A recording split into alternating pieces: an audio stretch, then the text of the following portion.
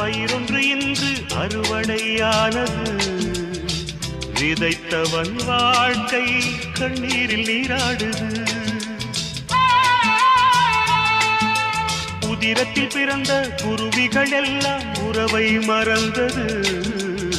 சொந்தம் இந்த வீட்டில் கடல் மீது மழையானது. ஓவியம் வாங்கி வந்தான் கண்களை காணவில்லை. தேரொன்று வாங்கி வந்தான் பாதையை காணவில்லை. பூஜைகள் செய்ய வந்தான் தன் கோயிலை காணவில்லை. வீடு